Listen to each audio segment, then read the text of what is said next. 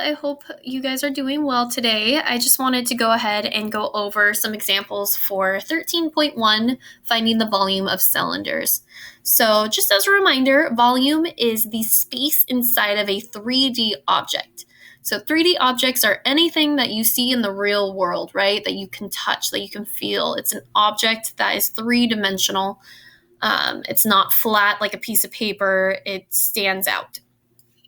So the first one that we are talking about, first 3D object that we are going to go over is a cylinder. So a cylinder is like a can, soup can, can of soda. It's a round object that has a height to it though. So first example we want to go over is this number 1. I want to find the volume of this cylinder right here. So again, I want to find the space that is inside of this cylinder. So just as a reminder, our volume formula is V, or volume, is equal to pi r squared times h, where the r is our radius, so the radius of the circle on top of the can, and the h is the height of the can. So radius is the, again, just as a reminder, radius of a circle. If we are looking at a circle, the radius is a point from the middle of that circle to the edge of that circle. So it's only half of the whole entire circle.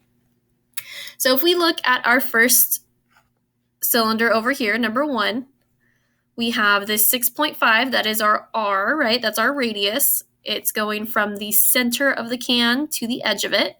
And this 16 is the height of the can, so that's our h. So what we want to do is we just want to plug that in to this formula right here.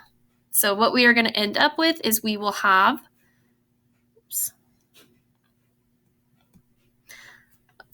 we'll have volume is equal to, let's just rewrite the formula over here, pi r squared times h.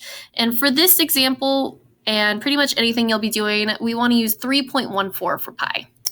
So what we're going to do is we are going to plug that in. So instead of pi, we're going to have 3.14 times our r here is this 6.5. So 6.5 squared times our height, which is 16. Sorry, running out of space over here. So what we are going to do then is we are just going to simplify where we can, right? So we're going to leave the 3.14 right now. Remember PEMDAS, parentheses, exponents is next. So 6.5 squared. So I'm going to pull up my calculator and I'm going to put in 6.5 and we're going to hit this little button right here, squared. So that would be 42.25.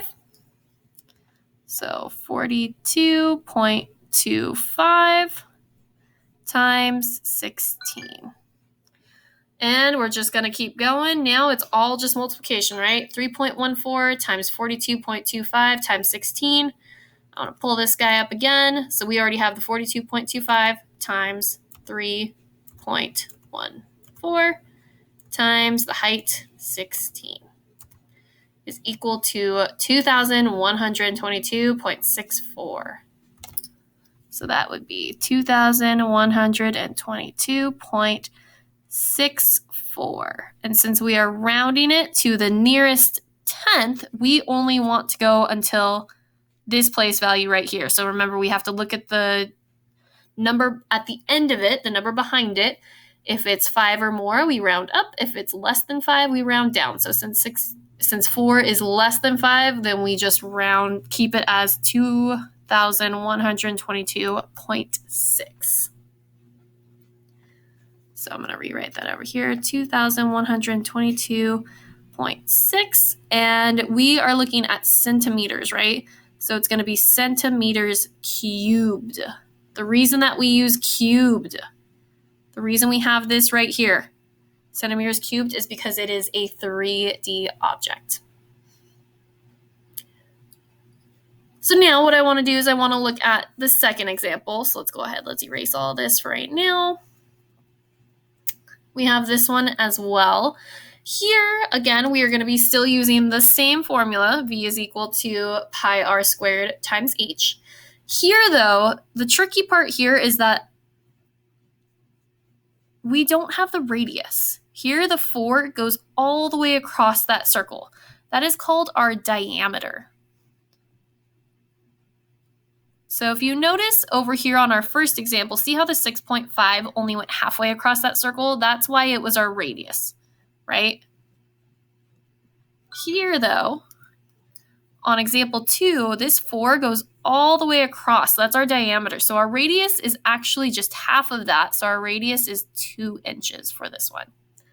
And then we still have our height, which is this full 3 inches. So let's go ahead. Let's plug that into our formula. So we have V, volume, is equal to pi r squared. R is 2, right? It's half of that 4. So 2 squared times our height is 3. Let's go ahead, simplify where we can. Actually, let's write that as we use 3.14. 2 squared is 2 times 2, which is 4 times 3. And we will go ahead, we'll plug that all into our calculator. 3.14 times 4 times 3. So let's clear this out. 3.14 times 4 times 3 is 37.68. So that will be equal to 37.68. Again, remember we want to round it to the nearest tenth. So we want to look at the number after that.